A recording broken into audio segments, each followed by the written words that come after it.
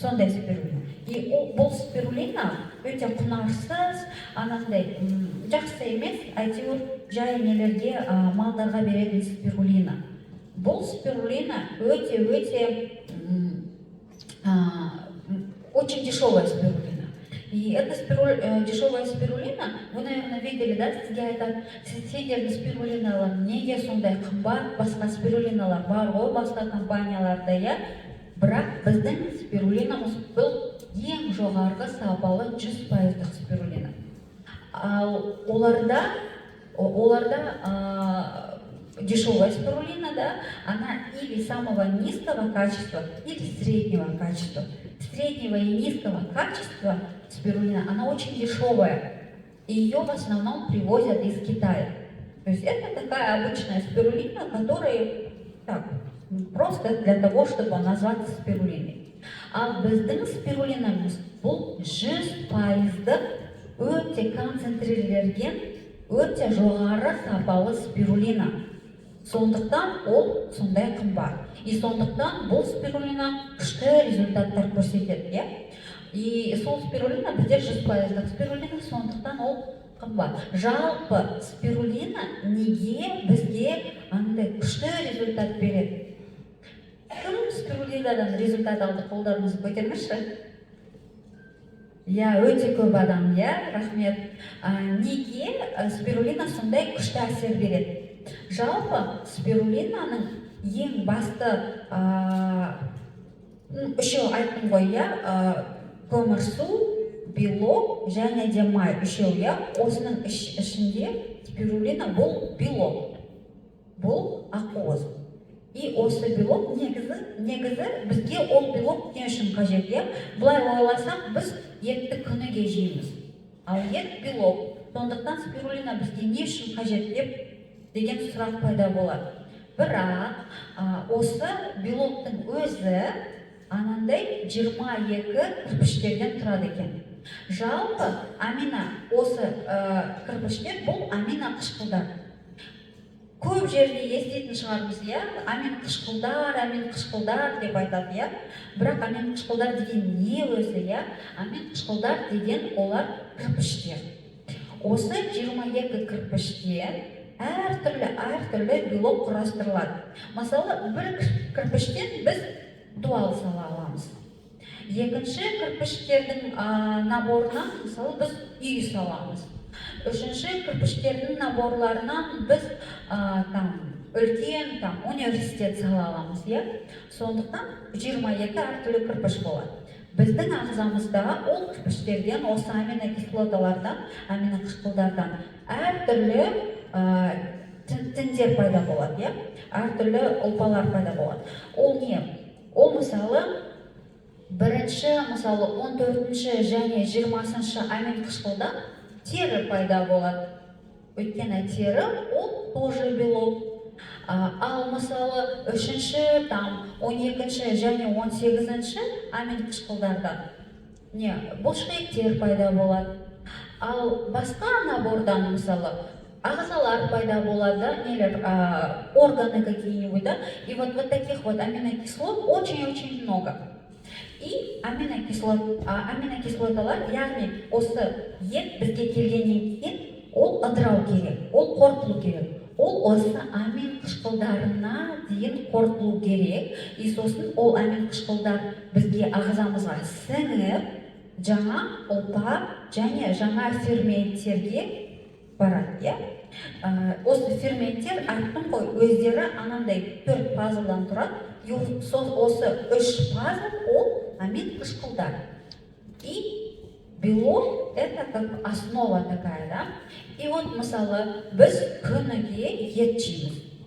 Бірақ бізде айтқандай пепсин және де жалпы ненің қышқылы, иә, асқазанның қышқылы аз болса, ол бізде ет ыдырамайды. Ол қорытылмайды да, жай шыға салады бізден. Сондықтан неге ол, иә? Өйткені қайтадан, иә, анау витаминдер, микроэлементтер жетіспейді. Спирулина неге сондай күшті бізге әсер етеді? Өйткені спирулинаның ішінде осы аминокышқылдар өте көп. И осы амин қышқылдарды, осы белоктарды ыдырату үшін ағза нетпейді да, не напрягается. То есть осыны спирулинаны ыдырату үшін, спирулинаны амин қышқылдарға ыдырату үшін асқазанға көп күш және энергия керек жоқ. Сондықтан спирулина тез ыдырайды да амин қышқылдарға. Амин қышқылдар бізге сіңеді да, сондай күшті әсер береді. Солай спирулина бізде жұмыс жасайды. Ал спирулина 100% болса, 100% сапалы болса, әрине ол тез және күшті результат береді.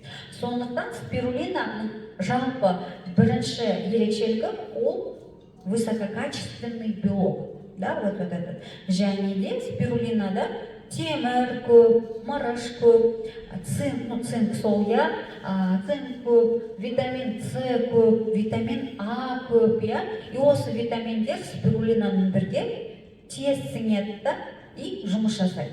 Сосын айтан дегенім, мысалы, біз айтамыз, я, вот витамин А жарайды спирулинада көп, немесе цинк спирулинада көп, бірақ анау аптекадан витаминдер сатылады ғой, неге біз оны алып ішпейміз да, сондай результат алмаймыз? Неге спирулинадан результат аламыз, ал аптекадағы мультивитаминдерден или просто витаминдерден біз неге анандай результат алмаймыз деген сұрақ пайда болады. Айтам неге? Өйткені аптекадағы или жалпы басқа компанияларда витаминдер өте көп, я? Айтам, ойбай, біздің компанияда витаминдер тоже бар, ондай. Бірақ оларда ондай результат көрсетпейді, я? Оларда басқа компаниялардың витаминдері. Неге? Өйткені ол витаминдер, олар синтезделген витаминдер. Яғни олар лабораторияда жасаған табиғи емес витаминдер. Олар витаминоподобные вещества деп аталады, я? Олар синтезделген витаминдер. А ол синтезделген витаминдер ағзаға келгенде ағза не істейді? Әрине оны қабылдамайды. Ол ағзаға өйткені дұрыс емес, ол ағзаға табиғи емес. Сондықтан ол ағзаға кірмейді, қалай кірді, солай шықты ағзадан, я? Ол сіңбейді ағзаға. Ал біздің өнімдердің барлығы олар табиғи өнімдер. Айтқанымдай концентрирленген тағам, я? И ол табиғи болғандықтан олардың формалары синтезделген емес. Олардың формалары табиғи, ағзаға ұқсас. Сондықтан біздің ағзаға қажетті. Сондықтан ол алады да тез сіңгеннен кейін ана ферменттерге келеді, басқа жерлерге келеді да сондай күшті результат көрсетеді. Сондықтан біздің компаниямыздың бірінші ерекшелігі ол табиғи құнарлы өнім.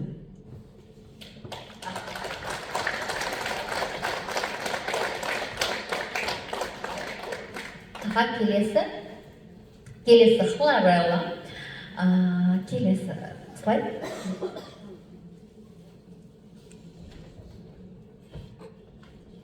Хлорелла. Жалпы хлорелла ол да спирулина сияқты анандай балдыр емес. Ол ұсақ микробалдыр. Микроводоросли деп атайды оларды. Осы микробалдырлар, олар да суды жай жасыл түске бояйды. Жасыл түске бояғаннан кейін, піскеннен кейін, оларды да солай жинап алады да таблетканың формасына әкеліп, олар бізге Жапониядан әкелінген. И сосын біз Алматыда оларды анандай распасовка жасаймыз, үлкен нелерді алып, осындай дойпақтарға распасовка жасаймыз.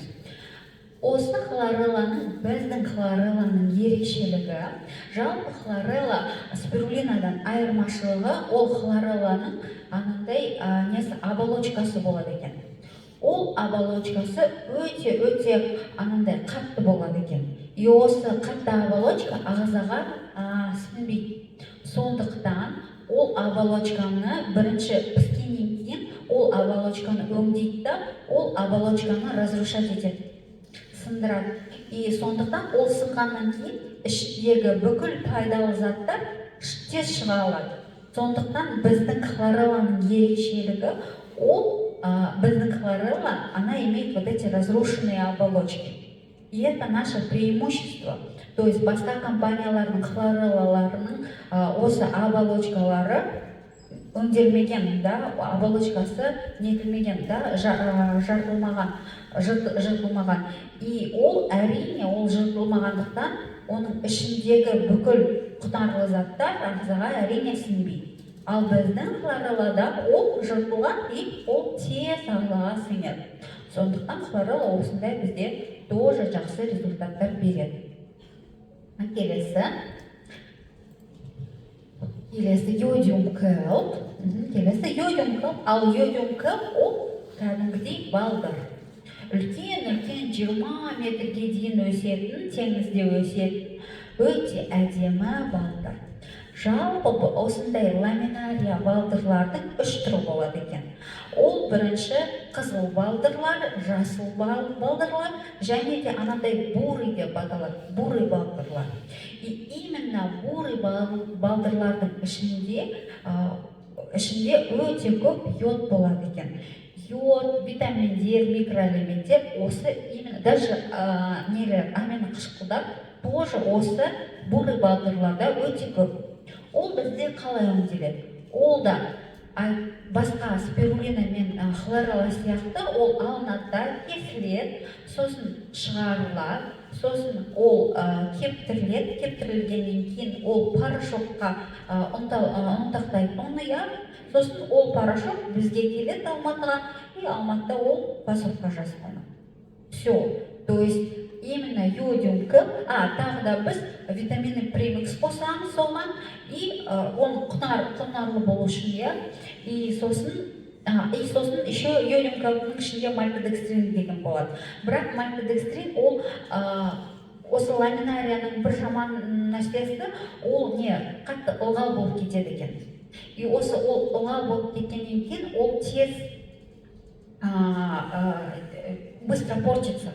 И поэтому нужно обязательно в капсулу вот это добавлять мальтодекстрин, для того, чтобы он забирал влагу, и чтобы чтобы вот эта ламинария, чтобы не портилась. Поэтому именно йодиум келп, она тоже очень концентрированная. То есть, когда ламинария высушивается, оттуда выпаривается вся вода, и остается, очень мало. Если, допустим, собирают тонну вот этой ламинарии, то из нее остается примерно где-то 200 килограмм сухого вещества. Остальное все вода. То есть барлық су, вся вода выпаривается и остается сухой чистый концентрат. И сол концентрат ол алады да, ұнтақталады, порошокқа айналады, и порошок бізге келеді. Сондықтан бұл йодиум келп өте концентрирленген тағам. Біз өйткені анандай балдырларды күніге жемейміз, және балық тоже күніге жемейміз. Балық жейміз әрине, сіздер жейсіздер шығар, Аралдан келген балықты. Ал біз Алматыда күніге жейміз, бірақ бәрібір үйде балық дайындамайсың ғой, білмеймін, күніге ет, сондай. Балықты күніге жемейміз, және де мынандай балдырларды да күніге жемейміз. Сондықтан әрине ал балдыр өте керекті, оның жалпы бірінші құнары ол йод. Йод жалпы біздің ағзаға өте қажет. Бірінші йод ол біздің қалқанша безімізге қажет, Жалпы былай қарасақ, қалқанша безінің аурулары өте көп кездеседі. Қалқанша безі жалпы біздің ағзамызға гормондар береді. Қалқанша бездің гормондары. Вообще гормондар қалай жұмыс жасайды, Біздің ағзада жасушалардан тұрады, И әрбір жасушаның сыртында анандай антенналар бар. Антенналар ол рецепторлар деп аталады. И осы антенналар, олар осындай гормондарға реакция береді.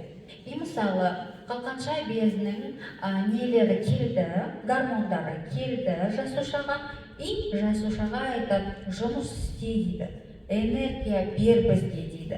Сондықтан жалпы осы біздің қалқанша безіміздің нелері, гормондары, олар энергия беруші.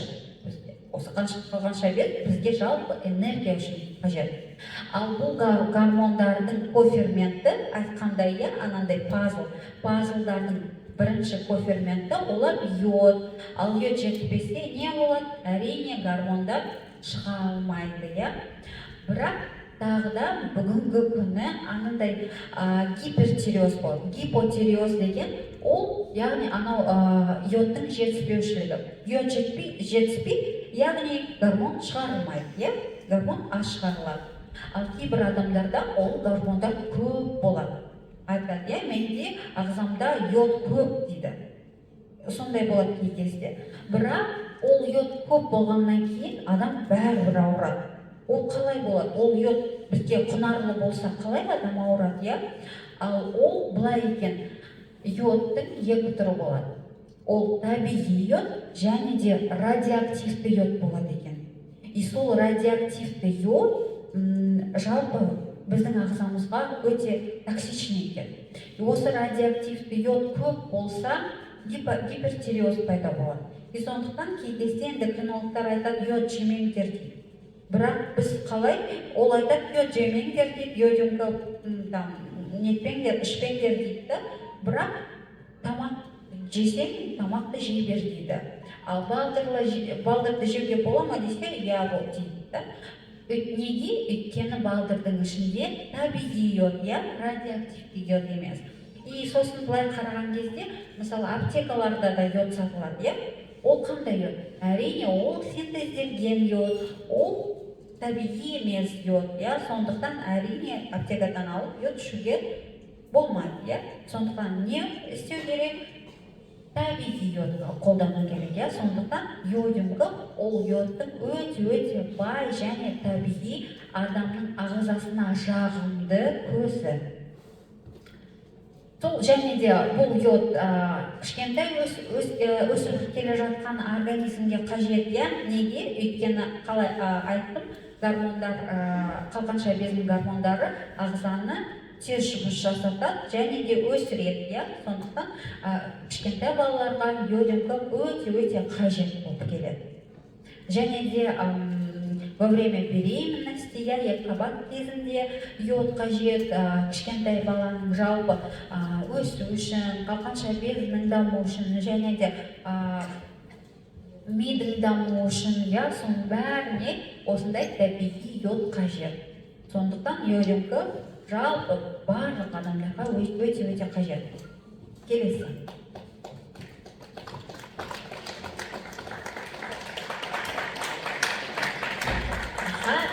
Келесі витамин А. Витамин А бізде трипанктан тұрады. Трипанк деген галатурия деп атайды, оны трипанк деп атайды.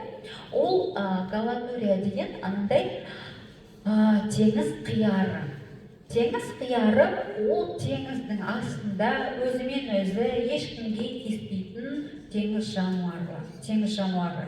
Өзімен өзі жатады да, бірдеме алады, бірдеме анандай планктондар, сондайлар жейді өзі. Сосын теңіздің ішіндегі андай микроэлементтер, солардың бәрі суда ішіп, солай, өзіне сіңдіреді. Бірақ оның анандай жалпы ерекшелігі бар. Оның денесі бар, және де іш құрылысы бар. Ішінде оның анандай бүкіл ішектері бар, іштегі, және де бұлшықеті, сыртқы бұлшықеті бар. И оның ерекшелігі, ол стресс алса, ол нетсе, если вдруг испугается, ол алады да іш құрылысын бәрін жібере салады.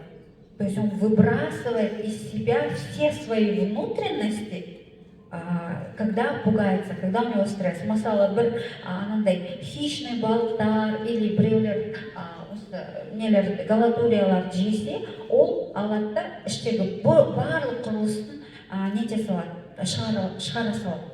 Почему так делает? Он делает для того, чтобы вот эти хищники не получили главные гликозиды. То есть ең құнарлы биологиялық активті заттар оның іш құрылысында екен. Осы гликозидтер ең бастысы, ол оның іш құрылысында екен. Сондықтан біздің витаминнің Аның ерекшелігі, оны водолаздар жинаған кезде оларды өте аккуратно жинайды, чтобы они не испугались и не выбросили свои внутренности, потому что во внутренностях вот эти гликозиды находятся. И вот это самое главное. Почему тоже от витаминов у нас очень много людей получают хорошие результаты? Потому что у нас сохраняются все полезные элементы, вот эти вот гликозиды, биологически активные вещества из внутренностей витаминов. Да? То есть тоже делается экстракция.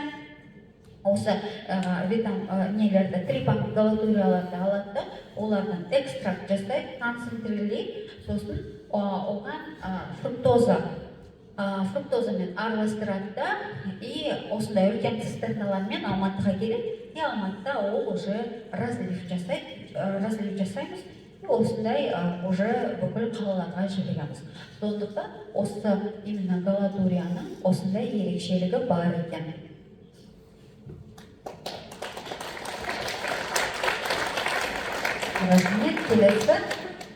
Келесі витамин Б. Витамин Б ол теңіз кірпісі. Жалпы жапондықтар өздері анау галатурия болсын, теңіз кірпілерін болсын да, оларды күніге жейді. Өйткені олар өте құнарлы, сондықтан олар осы нелерді күніге жейді. Бірақ нам повезло то, что мы используем морского ежа полностью. То есть олар осы теңіз кірпісінің ішін ғана жейді екен. Өйткені сыртын олар жей алмайды. Сырты өте қатты, анандай кәдімгідей панцирі ғой. Бірақ ол панцирінің ішінде микроэлементтер, витаминдер өте көп болады екен. И сондықтан біз экстракция жасаған кезде осының теңіз кірпісінің барлық денесі алынады екен. Іші да, сырты да, соның бәрі сондай құнарлы концентраттелген бізге тағам болып бізге келеді. Жалпы осы теңіз кірпілері үлкен жақсы антиэйдж деп атайды. Олардың жалпы көптеген витаминдер, микроэлементтер, кальций, магний, олардың бәрі минералдар өте көп. Сондықтан витаминдерден бізде жақсы нелер аламыз, результаттар. Рахмет. Келесі каротен бізде. Каротен ол да теңізде өсетін, андай теңіз, ол даже, знаете, оно больше как растение, потому что оно не двигается. Если морские ежи еще там как-то двигаются, галатурии как-то двигаются, асцидия, она просто, она на каком-нибудь камне, да, или бір жерге нетеді да, как бы өсімдік сияқты тұрады да, и солай шоғырланып өседі. И еще ол алады, еще называют его морской кувшинчик. Ол алады да, оның ішінде ештеңе жоқ. Ол анандай кувшинчик сияқты, просто ішінде ештеңе жоқ. И ол алады да, жиырылады, былай суды алып, и сосын суды шығарады. Суды алғаннан кейін ол судың ішінен барлық микроэлементтерді өзінің ағзасына сіңдіреді екен.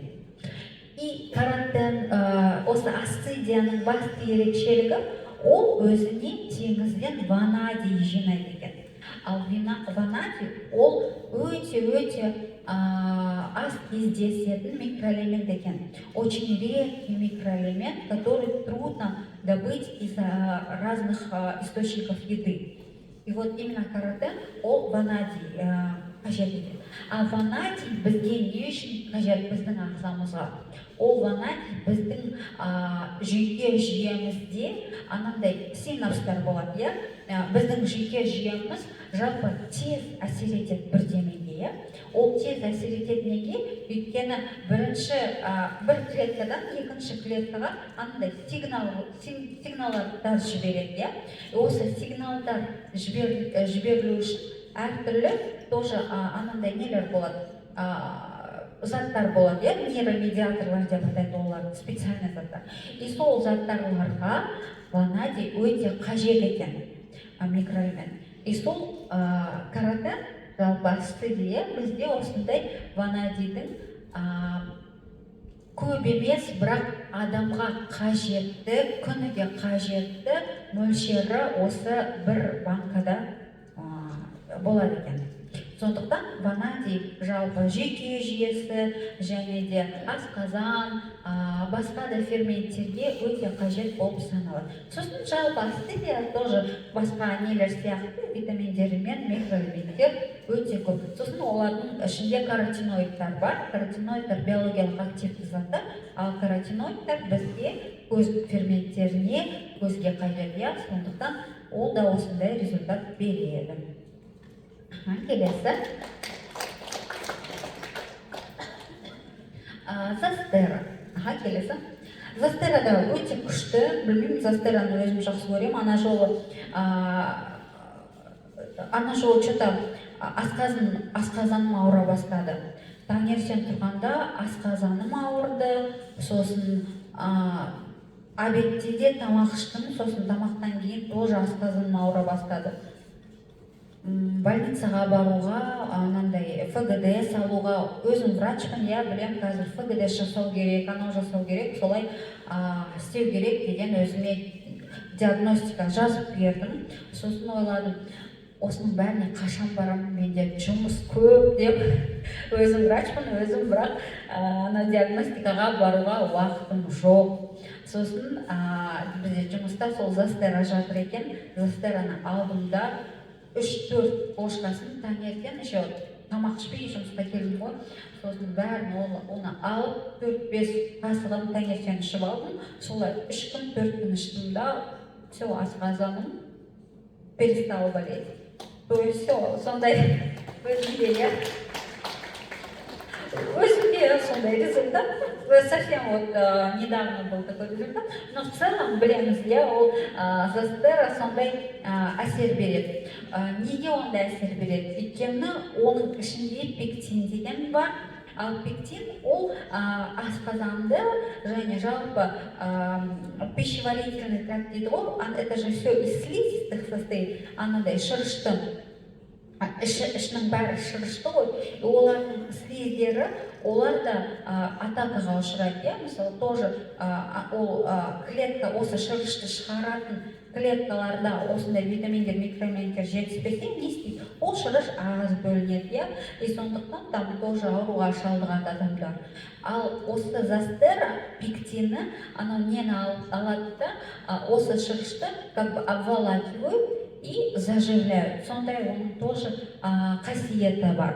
Бірақ именно біздің застераның ерекшелігі, ол застера, ол тоже, ол балдырға ұқсайды.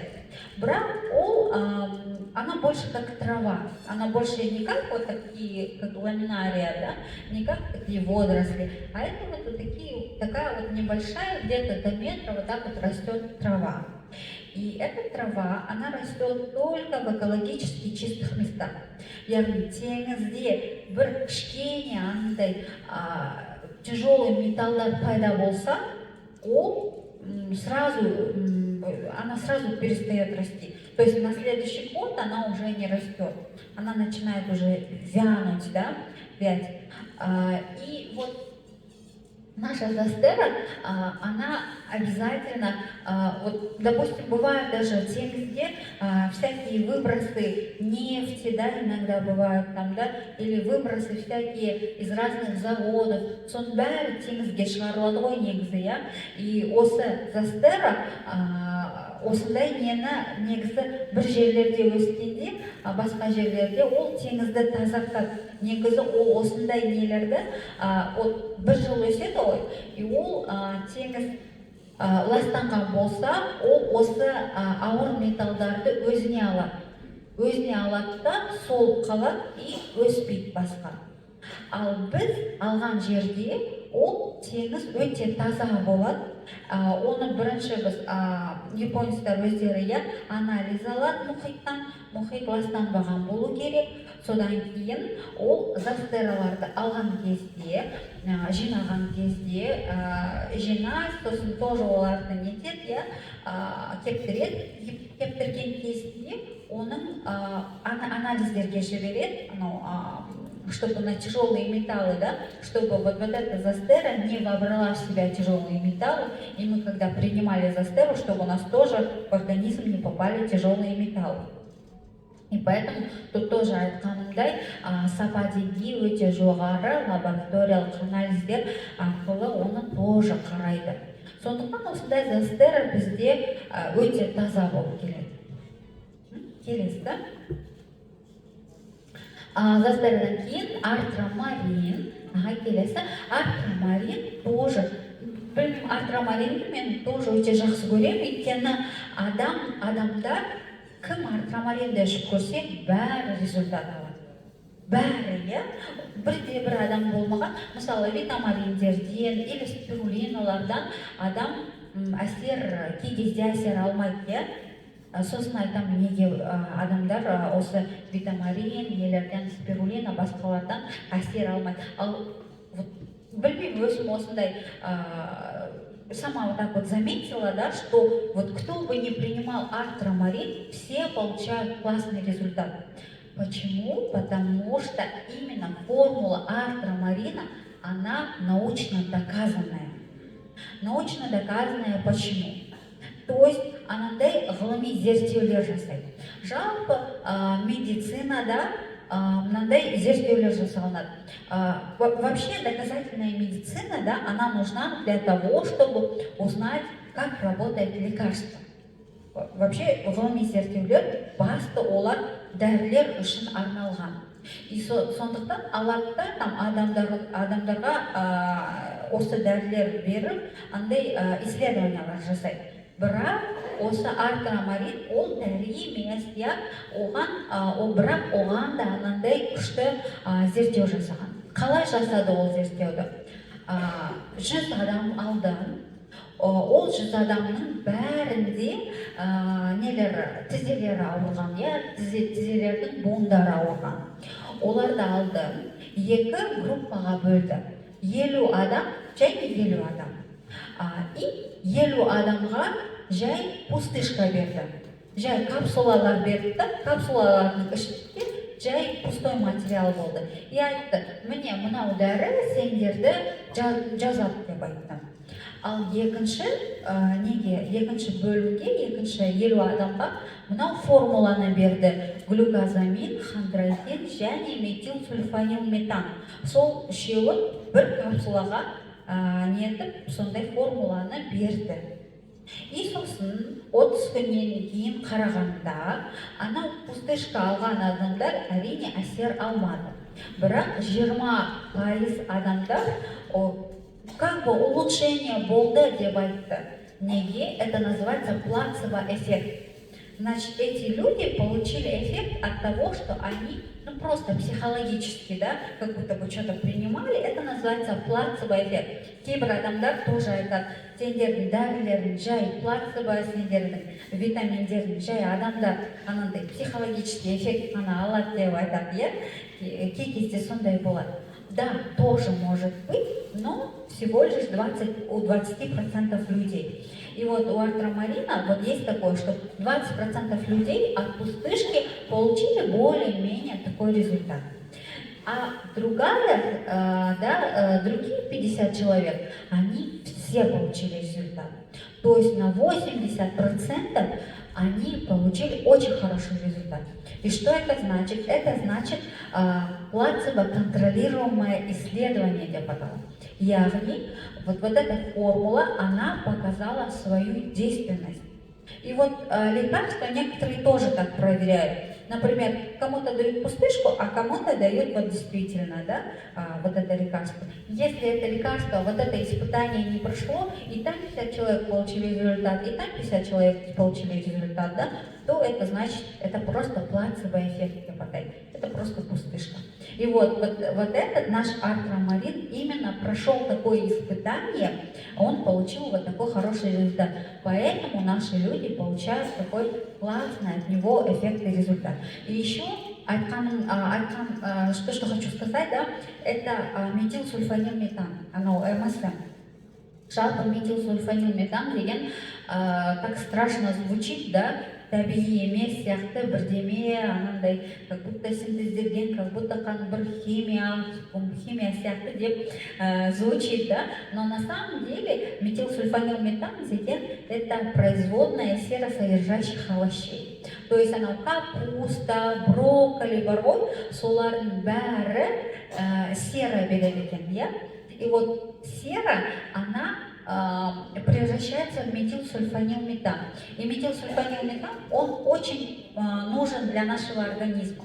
И именно осы метилсульфанилметан, осы брокколи, капустадан жасалынады екен.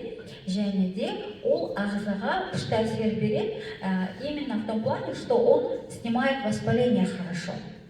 А у нас, у многих, у тех, у кого болят колени, то есть почему они болят, да? Жалпы біздің буындар, ол анандай қапшық. Буындар деген ол қапшық. Мысалы, мынандай екі сүйек бар, иә? Мынау аяқтың сүйегі, үсті, мынау асты деп қарайды, иә? И олардың арасында анандай қапшық бар. Қапшық – это буын. И осы қапшықтың ішінде сұйықтық бар.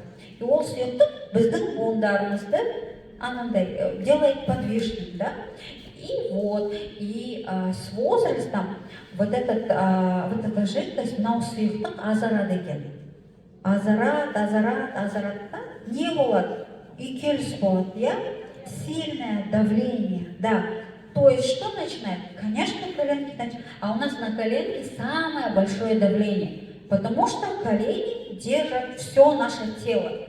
То есть весь наш, он у нас на колени. А еще если у нас, конечно, и все суставы будут изнашиваться, да, если у нас весь вес, а еще если есть лишний вес, да, если он весь вес идет на вот эти вот суставы.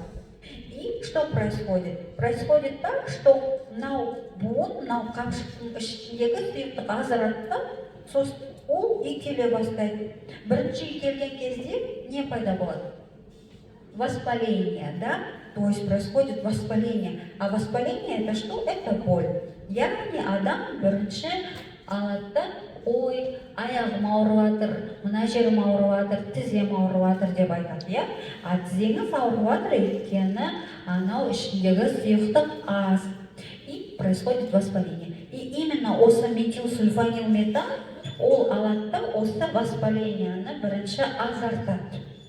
Ал глюкозамин хондроитин ол келеді да мынау сұйықтықты көбейтеді. То есть восполняет жидкость. Поэтому вот именно артромарин, он помогает нам очень хорошо. Он восполняет все суставы. Поэтому, чтобы возобновить все наши суставы, артромарин надо пить примерно 3 месяца.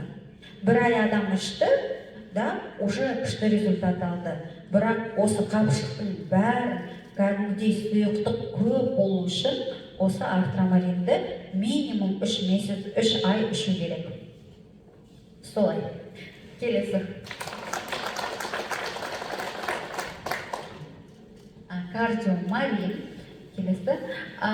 Кардиомарин, тоже қазір кардиомарин жайлы кішкене көбірек айтып кетем, иә? Өйткені кардиомарин менің ең сүйікті БАДым. Вообще, я люблю все наши БАДы, но вот именно кардиомарин я очень люблю, потому что, да, чуть больше сейчас на нем остановлюсь. Келесі. Келесі бізде сквален. Сквален деген, жалпы сквален деген біз үшін бірдеңе, жаңа бірдеңе, иә? Сквален деген не? Сквален деген ол кішкентай молекула. Ол молекула біздің ағзамызда бар екен. Ол біздің ағзамызға бөтен зат емес. Сквален деген ол, мысалы, холестерин. Бізде холестерин, біздің ағзамызда холестерин айтады ғой, жақсы холестерин бар и жаман холестерин бар.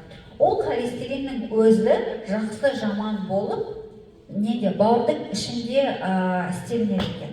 иә, бауыр алады, оны жақсы холестеринге бөледі және де жаман холестеринге бөледі, иә.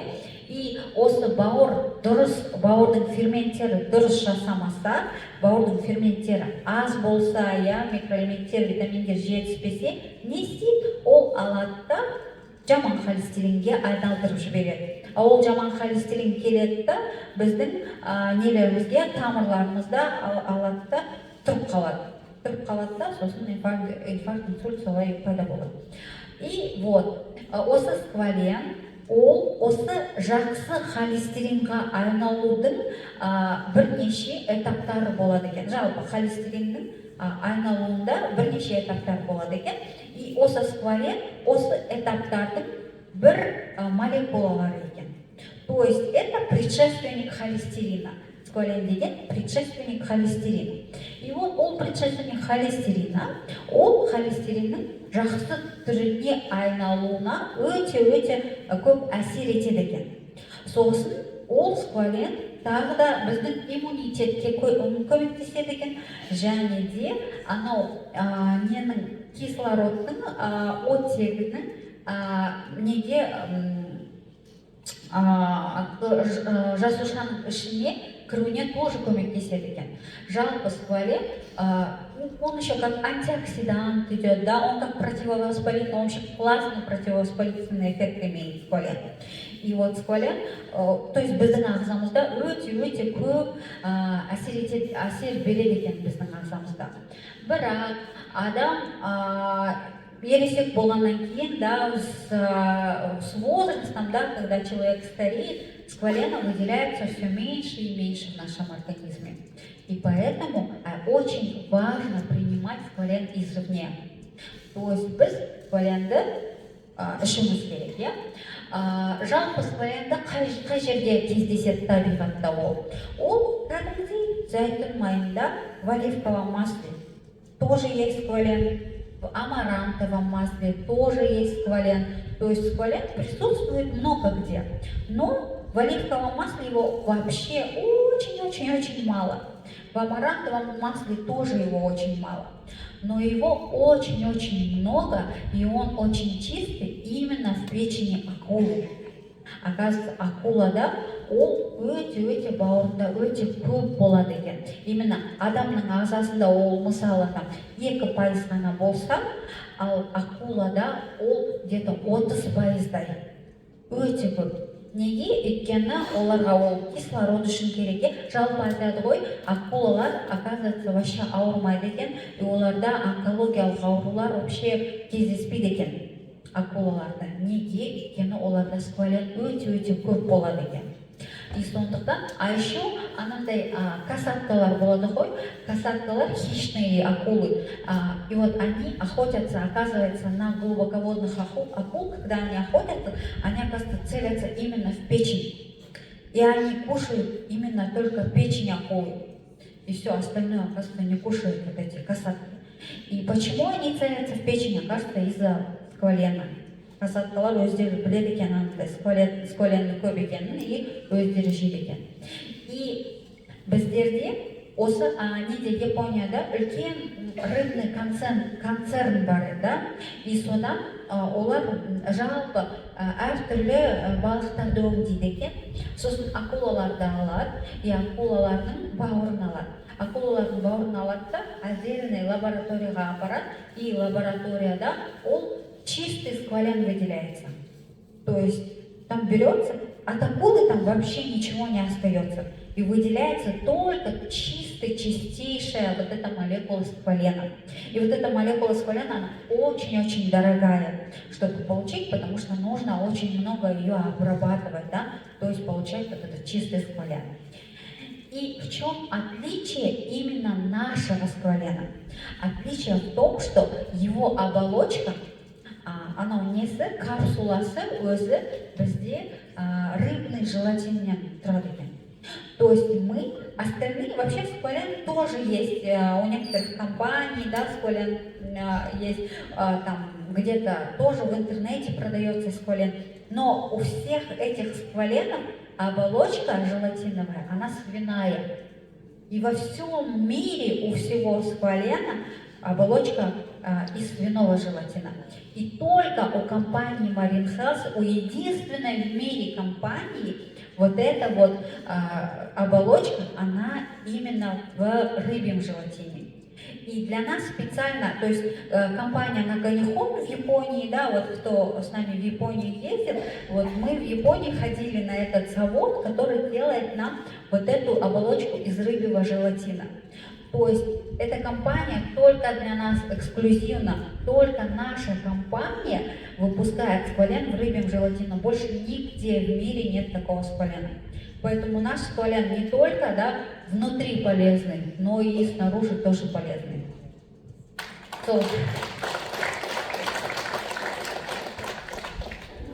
Келесі. Сондықтан сквален негізі күшті бәрі ішу керек. И сквален еще тоже, кстати, помогает для восстановления суставов. Екінші ашытаба. Ашытаба деген ол өсімдік. Ол анандай сельдерейді білесіздер ма? Сельдерей. Осы сельдерейге ұқсас сельдерейдің туысы ғой ашытаба. Бірақ ол тек қана Японияда өседі екен. Жалпы барлық әлемде сельдерей өседі, бірақ осы именно ашытаба деген Японияның анандай кішкентай Токионың жанында, ар жағында анандай кішкентай арал бар екен. Осы аралда ғана ежелден осы ашытаба деген не өседі екен. И сол жерден оны алып басқа жерге әкеліп өсіреді екен жапондықтар өздері. Осы ашытабаның ерекшелігі, оны кескен кезде ішінен анандай жасыл сок шығады екен. Анандай не бар ғой, одуванчиктер. Одуванчиктен еткенде анандай ақ сүті шығады. Сол сияқты ашытабада бірақ жасыл сүті шығады екен. И осы жасыл сүтінде андай халькон деген күшті биологиялық активті зат бар екен. И ол биологиялық активті зат біздің ағзаға күшті регенерация береді екен. Регенерация деген жаңару, яғни әрбір жасушаны жаңартады екен. Жалпы, и сосын оның жаңаруы неде? Ол келесі күні жалпы ашытаба завтрашний лист деп аталады екен, иә? И оны кескен кезде келесі күні анандай новый росток өседі екен. Представляете, у какого растения вырастает новый росток на следующий день? Очень мало, да, таких растений, которые обновляются сами по себе. И оны кесең өліп қалады ғой, сельдерей, басқа нелер, өсімдіктер, олар өліп қалады, олар тағы да өспейді. Ал именно ашытаба оны кескен кезде келесі күні жаңарып, жаңа не шығады екен. Сондай оның күшті регенерациялық нелері бар екен, қасиеті бар екен. Сосын, мысалы, жалпы біз ағзамызды қалай жаңартамыз? Біз ағзамызды уже научно доказано, ол үшін Нобелевскую премию получили, да, что ораза кезінде біздің ағзамыз жаңарады. Ол қалай жаңарады? Оны тоже Нобелевскую премию, когда японский ученый, кстати, да, получил, как он это доказал? Он доказал, что во время голодания вот то, что внутри клетка, она внутри содержит, оказывается, очень много мусора. То есть это то, что там где-то глюкоза зашла, недопереработалась, где-то какое-то что-то зашло, аминокислота какая-то зашла, да, в клетку, и она недопереработалась. Его осының бәрі мусор деп аталады, да, ол мусор емес, просто қалдықтар. Осы қалдықтардың бәрі жасушалардың ішінде қалып қалады екен. И одан ағза өзімен өзі очень сложно очиститься, да, өзімен өзі тазара алмайды екен. И именно ораза кезінде осының ішіндегі бүкіл нелерді, мусорлар именно ораза кезінде шығады екен. И вот так вот бірінші ол тазаланады, иә? И содан кейін ол, мысалы, содан кейін ашытабаны ішсек, ол жаңарады. То есть тогда будет происходить вообще классный эффект полностью обновления всего организма. Для того, чтобы омолодиться, для того, чтобы клетки омолодить, вот нужно обязательно ораза ұстану керек, және де осы ашық табан ішу керек. Солай.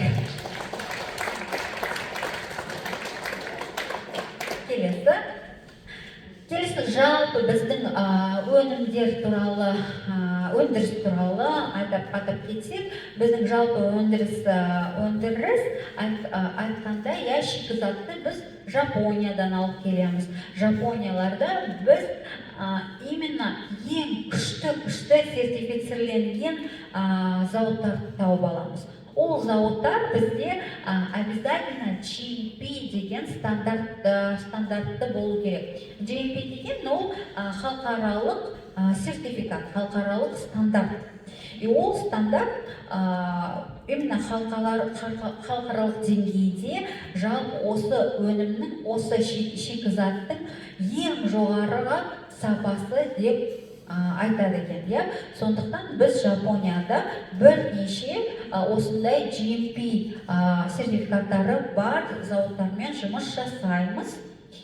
И олардың барлық нелері, письмо, сертификаттары, олардың бәрі сіздерде личный кабинетте, бизнес-системада, файлы деген разделда олардың бәрі бар. Солардың бәрін көре аласыздар. Сосын ол келесі слайд, олар атап кеткендей, ол шикізат Алматыға келеді. Алматыда біз екі зауытпен жұмыс жасаймыз. Ол Казбат және де ақылды фуд саплиментс деген екі зауыт бар екен. Осы зауыттарда халықаралық тоже хасп деген сертификаттары бар. Яғни біз именно осы зауыттармен жұмыс жасаймыз, өйткені оларда халықаралық нелер бар, халықаралық сертификаттар бар. Сондықтан біз солай жұмыс жасаймыз солармен. И атап кеткендей, зерттеулерге, лабораторияларға бүкіл өнімді осылардан жібереміз. Келесі. Сосын жалпы атап кеткендей, біздің барлық шикізат, барлық активті зат үлкен база, имеет очень большую базу, доказательную базу, большую базу научных исследований. То есть на каждый наш продукт есть большая база научных исследований. То есть ашитаба жайлы болсын, натакиназа жайлы болсын, әрбір не осындай үлкен зерттеулерден өткен, ғылыми зерттеулерден өткен. Келесі.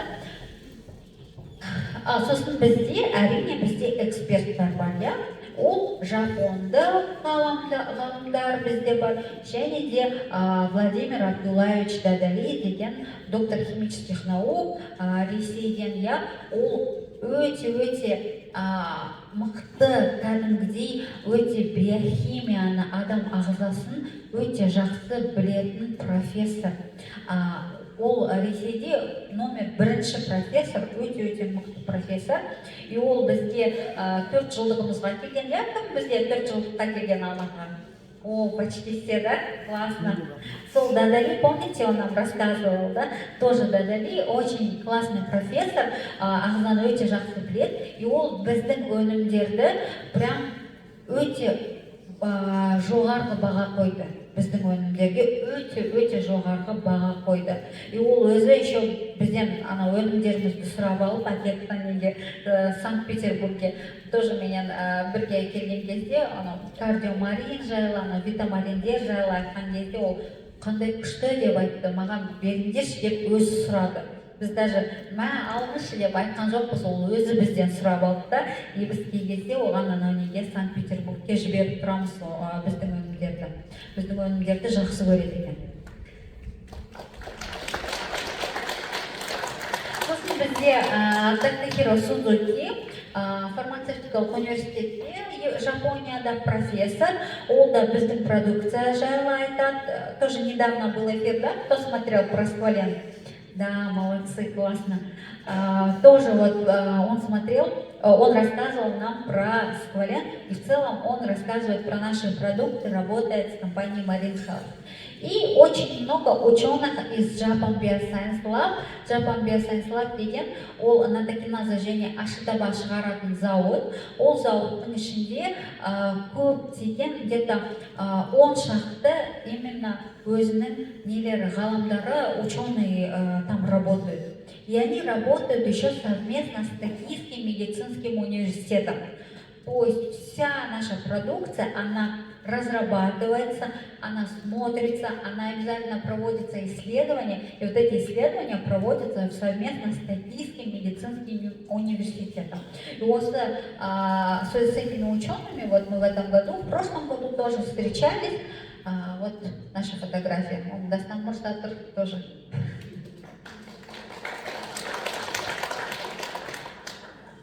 И енді кішкене жаңа продукттар жайлы. Бізде келесі жылы, в новом году у нас появятся эфирные масла. Эфирные масла. Следующий слайд. Эфирные масла – это очень-очень интересные продукты. Они очень нужные продукты. У нас будут 6 видов масел. Наша новая линейка – это вот органические эфирные масла. Келесі слайд. Вообще хочу рассказать, что такое эфирные масла. Эфирные масла деген ол әрбір өсімдіктің өзінің иммунитеті болады екен. Иммунитеті, иісі, анандай кейбір, мысалы, даже үй жануарлары, даже мысықтар кейбір нелерді жейді, траваларды жейді, кейбір траваларды жемейді. Тоже почему? Потому что, оказывается, у каждого растения есть вот эти эфирные масла. Есть свой концентрат, есть свой иммунитет. И вот этот иммунитет, он очень полезный. И люди научились, еще вот в Древнем Египте, люди научились получать вот эти вот эфирные масла, этот иммунитет из растений. И вот мы тоже вводим в ассортиментную линейку Marine Health вот эти эфирные масла. Эфирные масла, они действуют на клеточном уровне. Они действуют, вот даже если просто, да, взять апельсин, понюхать, у него уже такой классный аромат, да, мы уже на вот этом уровне, на химическом уровне, мы уже чувствуем от него аромат. И вот оказывается, на вот эти эфирные масла наш организм действует именно на клеточном уровне. То есть жасушалар сразу реакция береді екен осы эфирлі майларға. И бұл эфирлі майлар, они очень сложно добываются. Олардың өндірісі өте қиын екен. Оны алу үшін олар көптеген анализатор, специальный тоже лабораториялардан өтеді екен. И вот, мысалы, апельсинді алсақ, бір килограмм апельсиннің шкуркалары тек қана бір кішкентай тамшы эфирлі май береді екен. То есть насколько он концентрированный. А у нас будут 15 и 10 миллилитров вот эти эфирные масла. То есть он дает какой классный концентрат. И он действует на клеточном уровне, даже жай кішкене иісін сезілсе, ол уже сразу организмге барып, сразу клеткаларда уже жұмыс жасайды екен. Сосын олардан тез результат адам алады, и сосын именно біздің наши эфирные масла, они имеют самые высокие мировые стандарты качества. Келесі слайд. Өйткені, мысалы, апельсиннің майын алсақ. Апельсиннің майы, жалпы, мынандай эфирные масла тоже продаются в аптеке. Или эфирные масла, они тоже есть у других компаний. Да? И чем они отличаются? Конечно же, ценой и качеством. И вот в аптеке они очень много эфирных масел, там лаванды много, да, там других эфирных масел очень много, и они отличаются тем, что там эфирные масла, они разбавлены синтетическими маслами. Вообще синтетические масла, синтетикалық майлар қалай жасалады? Олар нефть, когда перерабатывается, там забирается вот эта вот чистейшая нефть, есть продукты нефтепереработки. И вот эти продукты нефтепереработки, из них синтезируются тоже масла. Из них синтезируются не только масла, да, из них синтезируются еще и эти химикаты для шампуней, там, да, для гелей для душа, сондай әртүрлі майлар синтезделеді екен. И сондай даже ароматизаторы. Вот анандай ароматизаторлар бар. Көп қой, мысалы, там йогурт со вкусом там клубники дейді, иә, бірақ оның ішінде клубника вообще жоқ, иә, былай қарасаң құрамына оның қандай клубника, а это, оказывается, делается именно из вот этих вот масел синтезированных.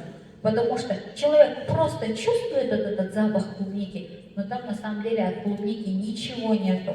Это просто синтезированное масло, которое в химической лаборатории из него просто делают из разных видов масел, делают похожее масло на эфирное масло, допустим, клубники, и получается, или там апельсина, да, и получается такой же запах. Или масала анандай, гель для душа с запахом апельсина, дейді, ой, я, какой там апельсин? Конечно же, это вот сделанный апельсин, но мы чувствуем этот апельсин, да, мы же чувствуем, и это вот именно синтезированное масло.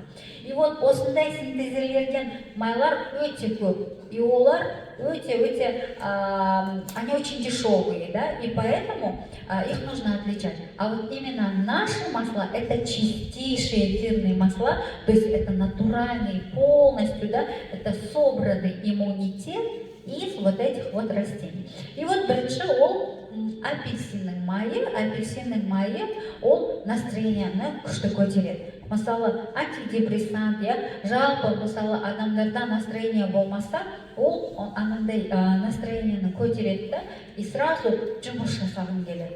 Мысалы, бүгін мысалы, анау директор жабуға 5 минут қалды дейміз ғой, бірақ оған настроение болмайды, иә, ол настроение болу үшін апельсинді кішкене бір тамшысын сіз нетіңіз да, тамызыңыз, сосын былай десеңіз, сосын барыңыз да сразу жауып тастайсыз 5 минутта. Директорға сондай әсер береді. Келесі масло бергамота. Бергамот деген, ол, оказывается, тоже цитрус. Анандай цитрус сияқты, лимон сияқты, бірақ жасыл, лайм болады ғой. И вот лаймға ұқсас, сондай не екен, цитрусовый растение екен. И оно тоже, это именно цитрусовое растение, оны адамдар тамаққа жемейді екен. Өйткені ол апельсин сияқты, лимон сияқты, анандай вообще дәмі жоқ екен. Оны тек қана анандай приправаларға и содан май алады екен. Приправалар, мысалы, чай с бергамотом деп айтады ғой, солардан тек қана бергамоттан тек қана анандай приправалар жасайды екен. И сосын одан эфирное масло жасайды екен. Бұл эфирное масло тоже повышает коммуникабельность, активирует творческие способности. Мысалы, сіздерге тоже анандай партнерлармен жұмыс жасау керек, и сіз білмейсіз, оларға уже қалай айту керек, оларға уже қалай презентация істеймін, уже бәрін айтып болдым, уже болды, идея жоқ. Уже все, уже идея жоқ болған кезде, осы тоже масло бергамотаны алсаңыз, сразу күшті көп идеялар пайда болады да, и сразу адамдарға айтып тастайсыздар.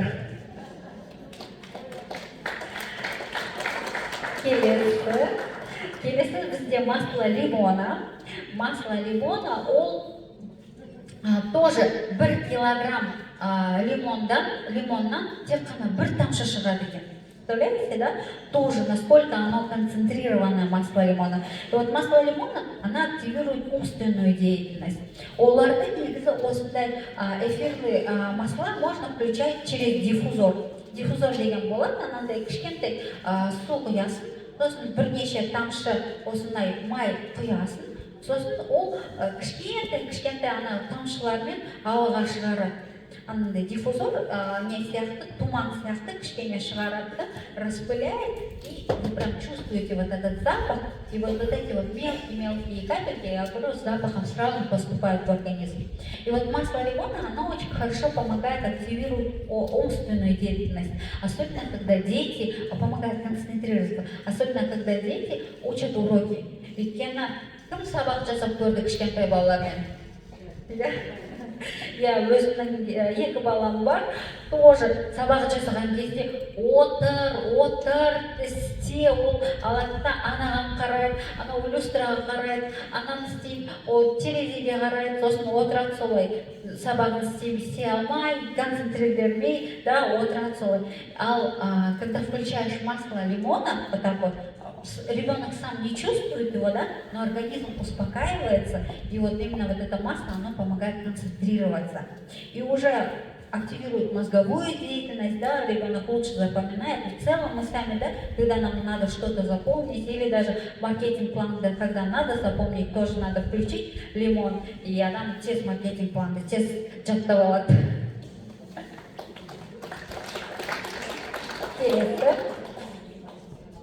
Масло лаванды. Тоже лаванда, тоже 1 капля эфирного масла, это 1 килограмм лаванды. И вот каждое наше масло, оно выделено в своей стране. Масала, если это масло апельсина, то самый качественный апельсин растет в Греции. И он берется из Греции. Если это лимон, он тоже берется из Греции. А масло лаванды, оно делается во Франции, потому что во Франции выращивают самая лучшая лаванда, и из него делается вот это эфирное масло. Да? Наше масло лаванды, оно из Франции. И вот они все приходят тоже на одно контрактное производство, да, как шикізат ретінде келеді, бір зауытқа келеді, и бір зауытта оно разливается. И у нас оно будет разливаться в Америке, бір жартысы Болгария или Греция, да, нетет құйылатын анау баночкаларға. Бірақ әрбір өсімдіктер өзінің жергілікті мекен жайында өседі. И сол жерде өндіріліп, уже үлкен нелермен, балкалармен анау контрактный заводқа келеді. И вот для чего помогает, да? Он тоже, лаванда өте күшті. Лаванда очень классно помогает расслабиться. Тоже, мысалы, көп адам кешке ұйықтай алмайды, я тоже жүреді, ұйықтай алмайды. И осы лаванда, ол күшті көмектеседі именно расслабиться и отпустить, и түнде жақсы ұйықтайды да адам, не просыпается ночью. Способствует непрерывному крепкому сну. И, собственно, лаванданың, айтап кеткенде, лаванданың нелер, суррогаттары өте көп. Не дейді, аптекада, барлық жерде, или запахом лаванды. Бірақ олар, біз білеміз, олар синтезделген май, олар не натуральны. Натурально вы прям почувствуете от него, прям сразу получают эффект от вот этих эфирных масел. Келесі, масло чайного дерева тоже очень классно, он помогает справляться с бактериями. Тоже бізде офиста, білмеймін, қазір бір вирус жүреді, сіздерде Қызылордада бар ма? Бір вирус, прям бәрі ауырып жатыр. Бізде офиста тоже бәрі ауырып жатыр. И вот офиста біз әртүрлі кабинеттерде отырамыз ғой, и вот біздің отдел, біз қазір осы нелермен айналысамыз ғой, эфирными маслами, и мы включаем через диффузор вот это масло чайного дерева и эвкалипта, вот следующее будет масло эвкалипта, и қосамыз да, и бізде вообще ешкім ауырған жоқ. То есть масло чайного дерева, оно очень хорошо справляется с вирусами, с бактериями, оно хорошо очищает организм. И вот следующий, поставьте слайд, мынандай зерттеу жасаған, мынау бактерия, и ол бактерияға анандай диффузормен пришли вот эти частички эфирного масла. И вот ол алады и тоже нені жарып жібереді, бактерияның оболочкасын кәдімгідей жарып жібереді. То есть он имеет вот такой хороший антибактериальный эффект. Сосын осы именно масло чайного дерева, анау дадали өзі жақсы көреді екен эфирные масла. И біз на 4-летие, когда на второй день ехали вместе с ним, мы заехали за ним, забрали его из отеля, и у меня горло болит. Мне нужно выступать, а у меня болит горло. И сұраватырмын да дадалидан, просто жай сұраса алғам, а что можно деп? У меня горло сейчас болит, мне сейчас выступать, что мне можно деп? Он говорит, возьмите масло чайного дерева. А я тогда вообще про эфирные масла особо не знала, думаю, масло чайного дерева, сейчас что ли? Я думала, он мне сейчас что-нибудь там такое скажет. Он говорит, возьмите масло чайного дерева и сделайте. Сосын өзі берді маған масло чайного дерева, еще с собой носит, оказывается. Дал мне масло чайного дерева, там 2 капли вот водички я разбавила, прополоскала, и так классно мне стало. Кто видел мое выступление на 4-летие? Да, вот, я с нормальным горлом выступила. Да, и вот прям быстро прошло, прям очень хорошо помогает за масло чайного дерева. И вот Дадали, он сам прям эфирные масла, он знает, как они действуют на организм, и он прям сам ими пользуется. И еще бізде генеральный директор Константин Кустов бар, и олар Египетке барған кезде, кім Египетке барды, кстати? О, күшті. Сол Египетте, анау неде отельдерде нелер құмырсқалар көп, иә? Сіздерде болды ма? Иә, құмырсқалар. И сол Константинда отелінде анандай құмырсқалар қаптап кетіпті. Он с собой носит БАДы, он постоянно пьет наши БАДы, да, и БАДтарды қойып кетіпті, да. Сосын келсе, анандай құмырсқалар қаптап кетіпті, именно осы БАД таблетницаны. Ол ашық қалдырған ғой. Сосын блин, не істеймін дейді да. И сосын масло чайного дерева бар екен ода, да. Сосын алдым дейді да. Бір тамшысын тамыздым дейді, анау крышечкасына ненің таблетницаның крышечкасына тамыздым дейді да. Сосын ужинға кеттім дейді. Келсем, бірде-бір құмырсқа қалмады ғой дейді. То есть құмырсқалар сразу анау эфирный масланың анау иісін нетті да, и все, бәрі жоқ болды. Потом у меня вообще не было ни одного. Можно даже үйде таракан болса, мысалы, или анандай құмырсқалар болса тоже, да, неде жер үйде құмырсқалар болса, анандай ватный палочкаға кішкене батырып, сосын былай нетсең, вот так вот провести по углам, тоже вообще құмырсқа анандай таракандардан түк қалмайды. Олар қорқатын мыналар не эфирный майлардан. Сол. Сосын келесі бізде масло эвкалипта, тоже самое популярное масло, негізі, оно такое имеет очень свежий такой аромат, и он очень тоже хорошо справляется с разными заболеваниями, да, енді орыйын, енді ауырған кезде тоже жақсы көмектеседі, и плюс ол жақсы иммуностимулятор, я иммунитетті тоже күшті көтереді. Тоже масло эвкалипта, ол бізде Австралиядан келеді. Тоже эвкалипт, потому что сам лучше растет в Австралии. И вот тоже, эвкалипт еще масло оның ерекшелігі, олардың нелердің эвкалипт өзі не ғой, үлкен ағаш қой, именно ағаштан барлық эфирлі масло жасалмай, тек қана оның жапырақтарынан жасалады екен. И әрбір жапырақтарды алып түсіріп, содан жасалынады екен. И 1 килограмм осындай жапырақтан, или 1,4 килограммда 1 капля, вот 140 грамм тек қана осындай таза жапырақтардан жасалады екен. То есть қанша еңбек, я, оларды бірінші жинау, анау нелерді, сондай көп еңбегі бар, сондай көп әсері бар, осындай эвкалиптің майы бар екен. Келесі, и осы біздерде майлар екі наборға бөлінеді. Бірінші ол healing kit деп аталады. Kit деген набор деген, healing деген как бы аптечка сияқты көмектесетін. Негізі мынау набор бізде домашняя аптечка. Он всегда өзіңізбен бірге алып жүрсеңіз болады. Там біреу кішкене там ауырып қарай бастаса или бірдеме болса, даже если порез, да, масло лаванды можно намазать или масло чайного дерева, он тоже быстро заживляет, регенерирует, да, как антисептик действует. Вот он как домашняя аптечка. Екінші inspiration kit деп аталады, иә, ол именно настроениеге, ол именно анау психологиялық неге әсер етеді, именно на психологическом состоянии хорошо отражается. И әрбір набор бізде $56 тұрады. 56 ол НДС-пен бірге $56 тоже бірге алуға болады. Жалпы біз осы майларды неге осы бізге алдық, иә, компаниямыз?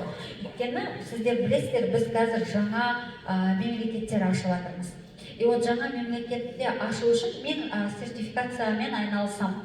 Осы біздің баттарды жаңа мемлекеттерде нетем, я регистрация жасаймын, сертификация жасаймын. И әрбір мемлекет өзінің нелері болады, требованиялары болады, өзінің документтері болады, өзінің ұзақтығы болады. Мысалы, қазір Вьетнамда жасап жатырмыз сертификация. Вьетнамда мысалы сертификация там 8 айға дейін, 1 жылға дейін жетеді екен, чтобы БАДы зарегистрировать. Вообще биологически активные добавки, они же очень строго регистрируются. Даже бізде Қазақстанда оны регистрация жасау үшін минимум 3 ай ол зерттеуде болуы керек. Бірінші ол академия питаниядан өтеді, сосын лабораториядан өтеді, сосын сен оны мемлекеттік органдарға жібересің, ЕАКНО арқылы анандай бүкіл документтерді жібересің. Ол Министерство здравоохранения қарайды, сосын ғана анандай СГР деген сертификат береді, разрешение береді. Сол разрешениялар бүкіл бізде бар, біздің баттарымызда, я. И вот это очень-очень долгий процесс. А жаңа мемлекеттерде ол вообще ондай. Қазір Таджикистанда жасап жатырмыз, я, Азербайжанда жасап жатырмыз. Тоже көп анандай уақыт алады. Ал осы майлар, олар бат болып саналмайды, сондықтан олардың регистрациясы өте тез. Сондықтан осы мысалы біз Азербайжанда или неде Таджикистанда, Вьетнамда партнерлар бар, олар жұмыс жасағысы келеді. Бізге тезірек беріңдерші өнімдер деп сұрайды, и сондықтан мынау нелерді эфирный маслаларды сол жерге жіберіп, тез регистрация жасап, солай партнерлар уже тез жасап алады.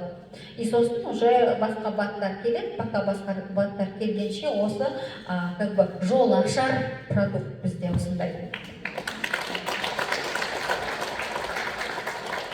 Келесі қашан шығады? Ол примерно март 24 жылғы мартта шығады. Как раз регистрация бітеді неде Вьетнамда, Индияда, Таджикистанда, Азербайджанда, осы где-то осы даталарда тоже примерно жаңа мемлекет ашады. Сондықтан сіздер тек қана Қазақстанда жасамай, сіздер Қазақстанда бірінші жасап алып, басқа мемлекеттерде де сеть құруларыңызға болады. Өйткені Қазақстанда 18 миллион адам, ал Индияда 1 миллиард адам. И ол қандай ақша жатыр деп ол жерде ойлану керек. Келесі, и ең соңғысы сіздерге кішкене кардиомарин туралы айтып кеткім келеді. Келесі, жалпы кардиомарин ол натокиназа, оның ең басты шикізаты ол натокиназа. Натокиназа ол мынандай натто деген тағам бар. Жапондықтар таңертең натто деген тағамды жейді. Натто деген ол тағам квашеные соевые бобы ферментированные. Мысалы, соевые бобы знаете, да? Кәдімгі соя. Сол сояны алады, сосын арнайы оларда ұйытқы бар. Ұйытқы болады ғой, сол ұйытқыны алады и сондай оларда нетер, квасить етеді. Біз квашеный капуста жасаймыз ғой, сол сияқты натто деген олар соевые бобы квасит. И вот когда они заквасили, где-то бір айдай олар осы соевый бабыны өңдейді, и сол өңделген кезде оның арасында анандай шырыш пайда болады, такая слизь. То есть вообще, когда кушаешь натто, вот так вот, когда мы в Японии тоже были, мы кушали вот это натто, и оны алған кезде оны былай істесең анандай шырыш кәдімгідей анандай ниточкалар сияқты анандай сондай болады, я. И вот оказывается, именно в этих ниточках, и вообще у него еще этот очень неприятный запах, такой кішкене андай испорченный, андай, есть же испорченная квашеная капуста, которая воняет вообще. И вот у него такой вонючий, вообще очень вонючий запах, но они, сами японцы, его кушают каждый день. И вот это натто, они уже тысячи лет его очень кушают, да. И вот натто, оказывается, да, оно очень полезное.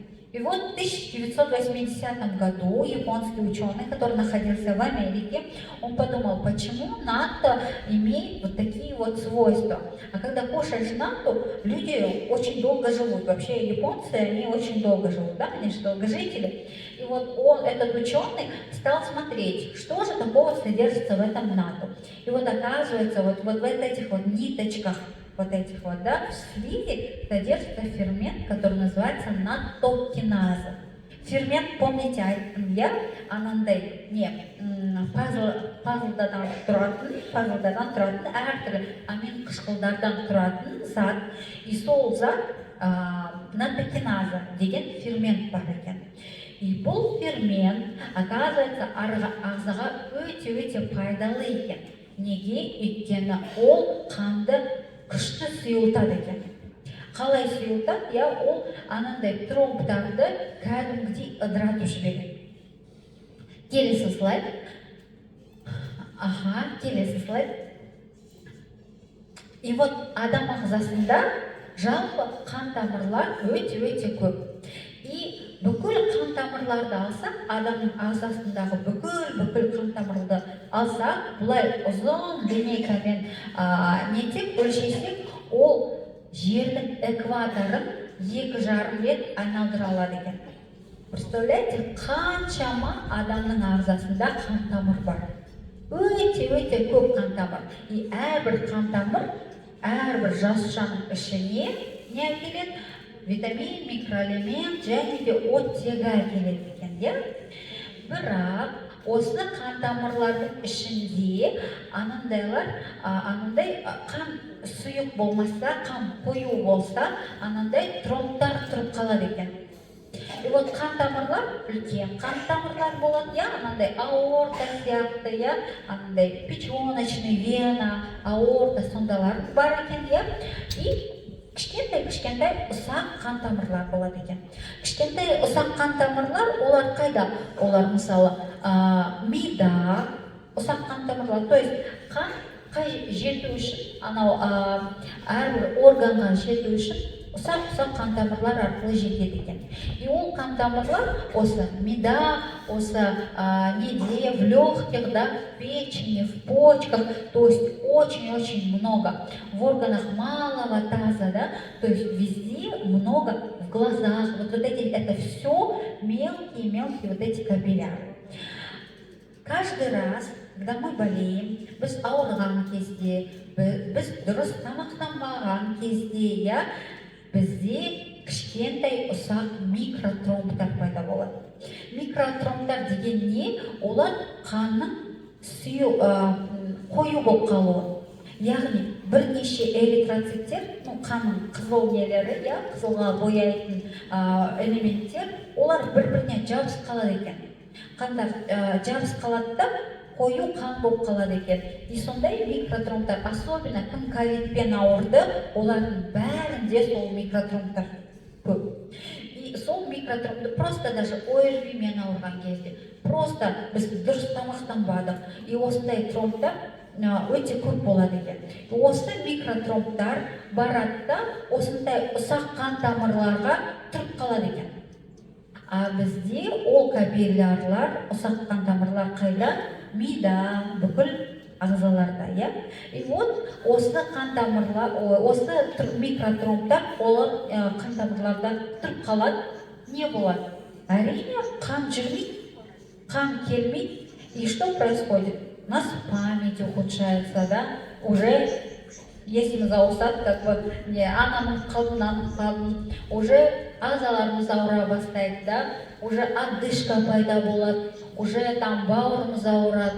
Неге? Өйткені просто қан жетіспейді, просто оттегі жетіспейді, оттегі келмейді, анандай микротромбтардан оттегі келмейді. Келесі.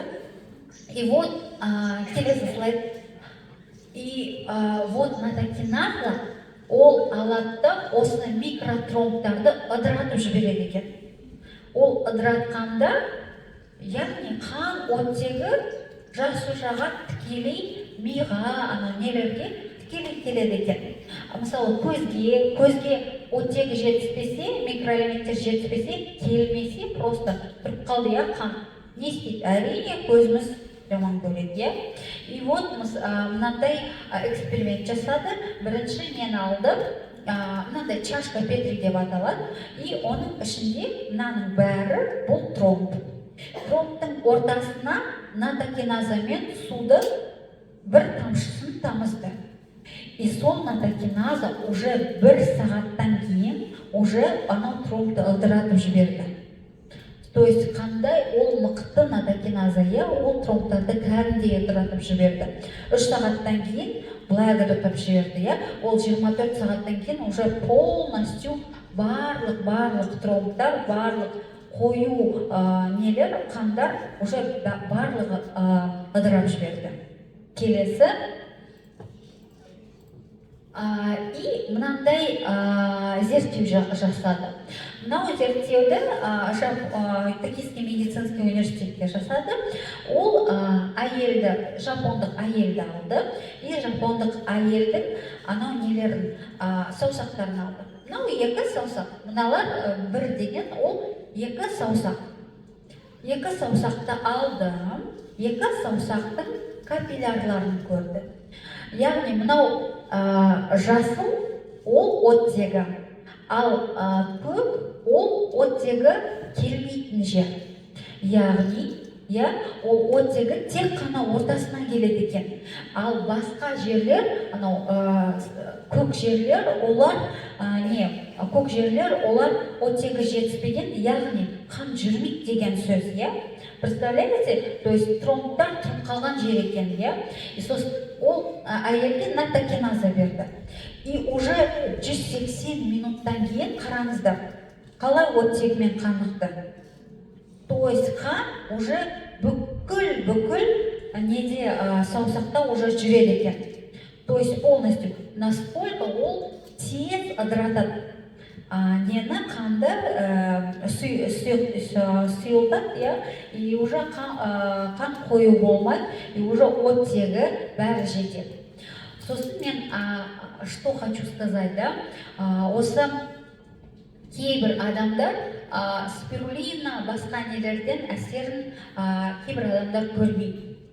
Почему? Потому что просто микроэлементы и витамины, которые содержатся в спирулине, хлореле, в других наших продуктах, они просто не доходят до клетки.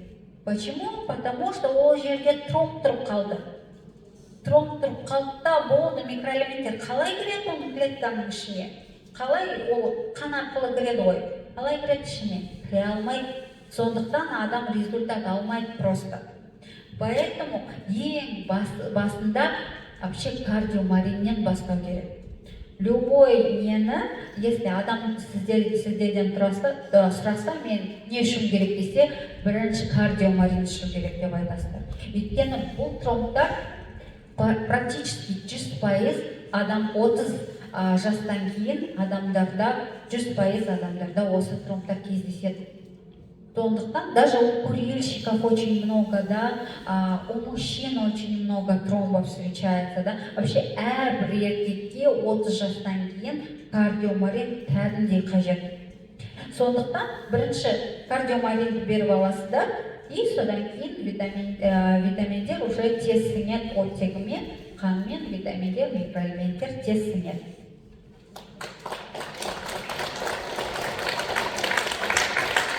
Келесі. Сосын жалпы натокиназа тоже очень много исследований у натокиназы совместно с Токийским медицинским университетом, да, много. И что самое главное, для чего делаются эти исследования? Для того, чтобы показать безопасность, да. То есть натокиназа, она, так как она натуральная, да, ол табиғи, ол тамақтан жасалынады, иә, и ол табиғи болғандықтан ол өте адамға қолайлы. Мысалы, қанды сұйылту үшін көп адамдарға не береді? Тромбоз береді, кардиомагнил береді, иә, варфарин береді, сондай. Білесіздер ме, иә, кім ішеді сондай? Күніге ішесіздер, иә. Даже қасыңыздағы адамдар, ересек адамдар, оларға врачтар соны жазып береді. Бірақ ол тромбоз, кардиомагнил, олар ацетилсалициловая кислота, яғни аспирин. Аспирин, иә. Бірақ бұл қышқыл кислота, аспирин, да, ол қышқыл. Ацетилсалициловая, да? Да, нет, ацетилсалициловая. Сол аспирин. Ол қышқыл болғандықтан ол не істейді? Ол әрине асқазанға әсер етеді. Өйткені асқазанның іші өзі қышқыл, яғни ол қышқылдықты көбейтіп жібереді, а ол қышқыл не істейді? Ол қышқыл асқазанды раздражает, и что появляется? Эрозии, язвы, да, появляются, и начинает болеть желудок. То же самое, да, с печенью. Тоже оны ыдырату керек қой, иә, аспиринді шығару керек қой организмнен. Шығару үшін тоже в печени происходит детоксификация, да, оны ыдырату үшін тоже печень напрягается. И вот так вот, то есть от него только минусы. А натокиназа, она полностью безопасна. И это безопасно, она доказана. То есть доказано уже научным учеными доказано. Поэтому натокиназаны күніге іше беруге болады. Келесі. И сосын біздің кардиомариннің ішінде екінші шикізат ол L-аргинин. L-аргинин деген аминоқышқыл. Мен айттым ғой, иә, помните, кирпичиктер ол аминоқышқылдар. И бір аминоқышқыл ол осы L-аргинин деп аталады. И бұл аминоқышқыл ағзаға көп жерлерге қажет етеді екен, иә, ағза. Мысалы, біздің қан тамырларымыз бар. Қан тамырлар, олар жиырылады. Они вообще должны быть очень эластичными. И мысалы, кейбір адамдарда давлениесі бар, иә? Давление негізі қалай пайда болады? Мынау қан тамыр, ол жиырылады. Вообще қан жүру үшін қалай қан жүреді біздің ағзамызда, иә?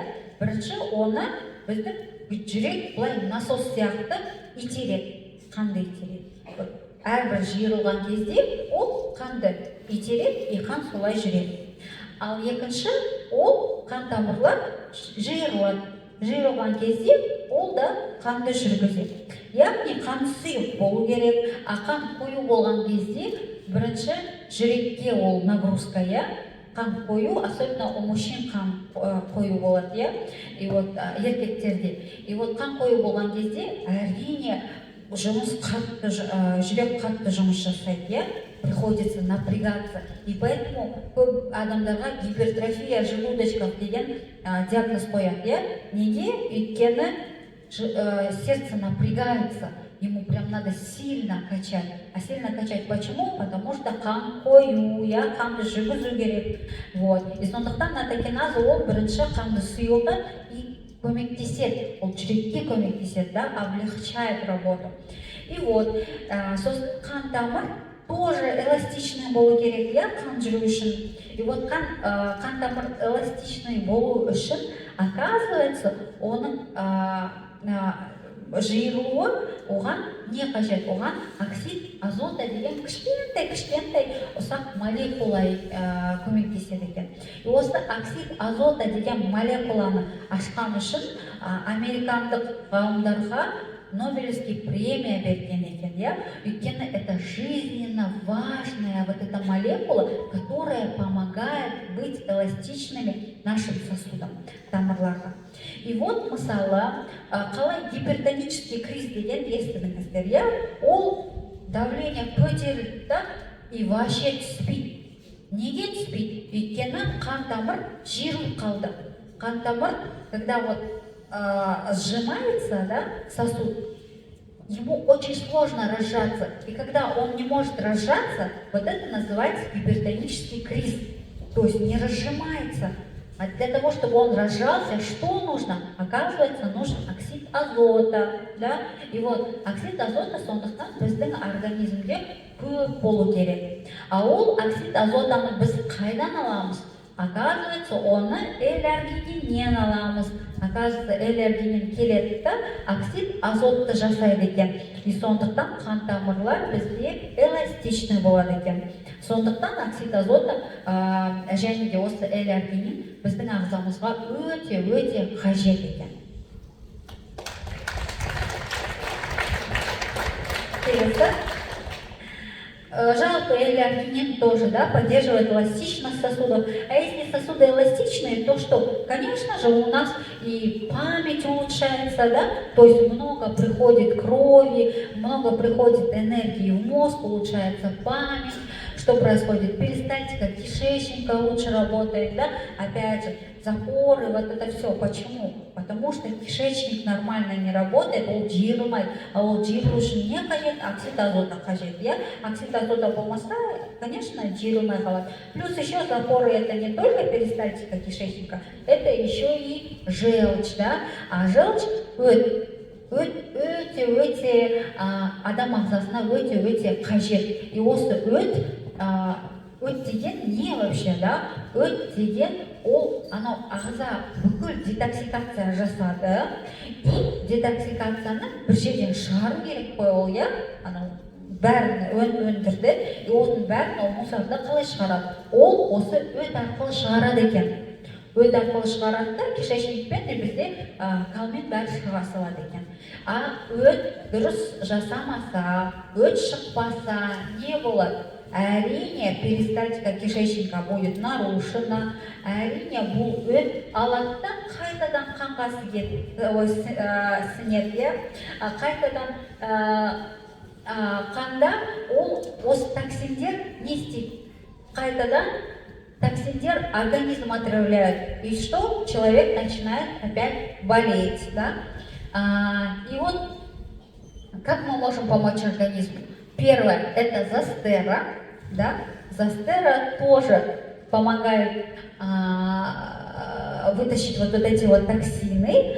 И второе, оно, конечно же, помогает улучшить перистальтику кишечника.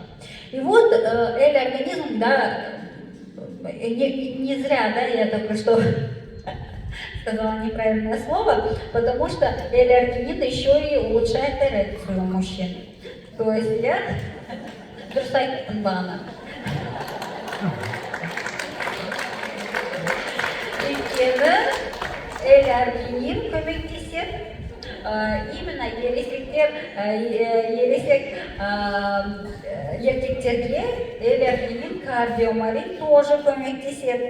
Так что эль-аргинин и кардиомарин не просто так. Да, еркектерге қажет ол.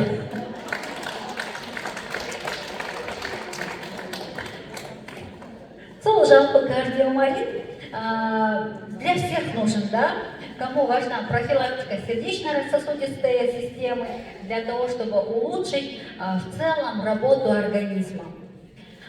Келесі, жалпы менде вот про производство, да, вот Japan Bioscience Lab деген лабораторияда бағана көрсеттім, ол тереңер, иә, келесі, сосын вот, кстати, біз картинкада фотография, да, біз осы жылы барған кезде тоже встречались с президентом компании, которая производит натокиназу. Келесі, Ага. Вот предыдущий слайд поставьте. На предыдущем слайде мы, кстати, тоже получили сертификат. Компания Marine Health вошла в ассоциацию, в японскую ассоциацию натокиназы. И мы единственная компания из всего СНГ, которая находится в этой ассоциации. Президент ассоциации натокиназы, вот он сидит, он тоже вот был, он тоже вот Дастан Исенжоловичтың қасында отыр, иә? Именно Дастан Исенжоловичтың қасында отыр. Осы президент ассоциации натокиназы, он тоже похвалил нашу продукцию, біздің кардиомарин жақсы екен деп айтты. Вот, келесі, сосын біз кездестік бәріміз, с учеными их встречались. Предыдущий слайд, еще раз поставьте. Вот это вот их президент, ол 84 жаста, и ол прям басы кәдімгі күшті жұмыс жасайды. Ол бәрін қарайды, бәрін біледі. Еще Арман Айдосовичқа айтты, қандай күшті адам деп. Өйткені он такой молодой и уже создал такую мировую компанию деп. Он прям его очень восхитился Арманом Айдосовичем.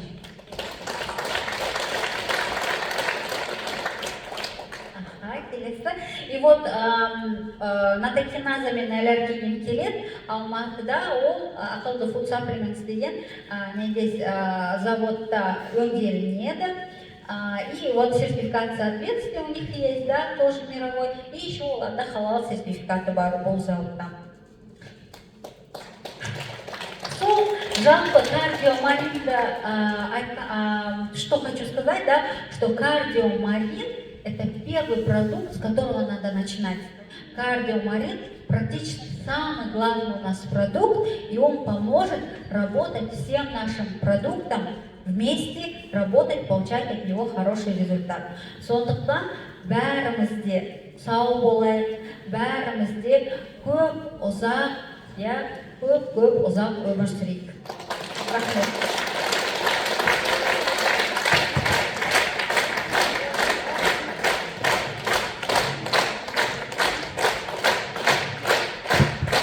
Мөлдір ханымға қош еместеріңіз. Керемет біздің құнды қазіргенді өнімдеріміз туралы барлық сұрақтарға жауап алдыңыздар деп ойлаймын. Керемет егжей-тегжейлі пікір-нүктесіне дейін қалай ағзамызға әсер етіп жатқаны, қандай құмарлығы бар екені, жаңадан шығып жатқан өнімдеріміз туралы толық ақпаратты Мөлдір ханым беріп кетті. Керемет Мөлдір ханым, көп рахмет сізге.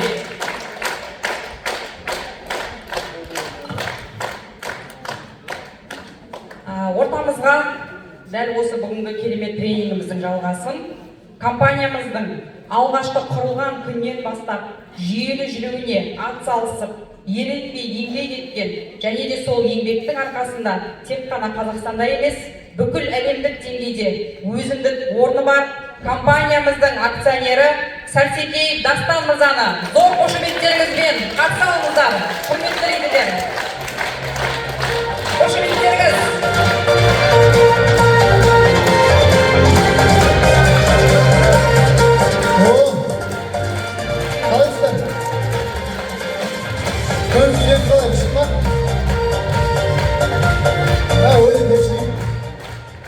Алихан, қалайсың? Алихан, молодец, всегда терезенің артында отырады всегда. Қалайсыңдар, іштеріңіз пісіп кеткен жоқ па кішкене? Бізде негізі бұл специальный программа болды ғой, продуктовый обучение жасау деген сіздерге. Өйткені бізге маңызды да, не сатып жүрміз, вообще компания бұл қайдан келеді, қандай заводта. Сондықтан да давайте Мөлдір ханымға тағы бір шапалақтап жіберші. Арманлап сіздің талабыңызды көріп. Рахмет. Енді біз осы жоспарды бір совет лидеров Қазақстанда құрған болатынбыз. Осы 23 жылды қалай аяқтаймыз деген кезде көп сіздердің спонсорларыңыз айтқан болатын. Біздің қалаларға келіп, жаңағыдай продуктовый обучение, сіздер бір келіп осы жылда аяқтасақ деген. Сондықтан да осылай аз күнде біз шешім қабылдап келіп тұрмыз. Шешім кетіп қаласында болдық, бүгін Қызылордаға келдік. Енді мен бүгін компанияның кішігірім жалпы 23 жылдары қалай өтті, қандай жаңалықтар бар сіздермен солармен бөлісетін боламын. Одан кейін мен міндетті түрде сіздерге өзімнің жеке тренингімді беретін боламын. бізде сағат уақыт бар в принципе, да? Жақсы, давайте онда былай істейік. Маған қажет сіздерден, ең бастысы маған қажет сіздерден 100% участие.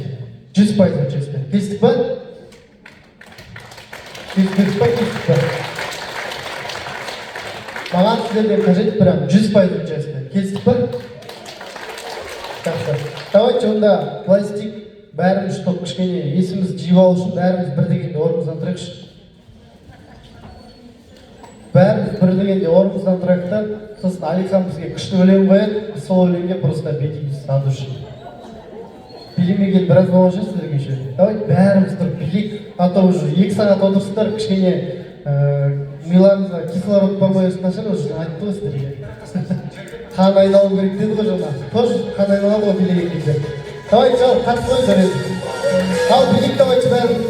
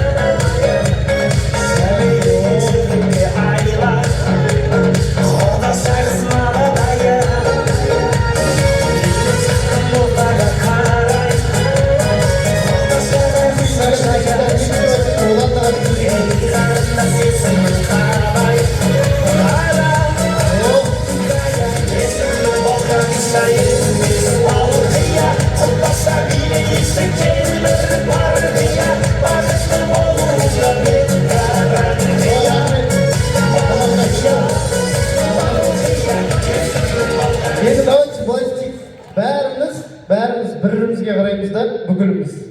Бір-бірімізге қараймыз. 2 адам бір-біріне қарасын, бүйтіп, мына екі кісі бір-бірлеріңізге қараңыздар, бір-бірлеріңізді қолыңыздан ұстаңыздар. Бүкіліміз бір-бірімізге қарап қолдарыңыздан ұстаңыздар. Давайте қолдарыңыздан ұстап тұрып, 2 қолдарыңыздан осылай ұстап тұрып, сіздер не істеу керексіздер? Как будто сіздер екеулеріңізді вице-президент статусын жауып жатсыздар, и сонымен сіз от души құттықтау керексіздер. Айтыңыздар, құттықтаймын сені вице-президент статусымен жауығымен құттықтаймын, от души құттықтаңыздар адамдарды. И сіздер шын қуаныңыздар, как будто бүгін вице-президент жауып жатсыздар. От души болып жатсыздар ғой.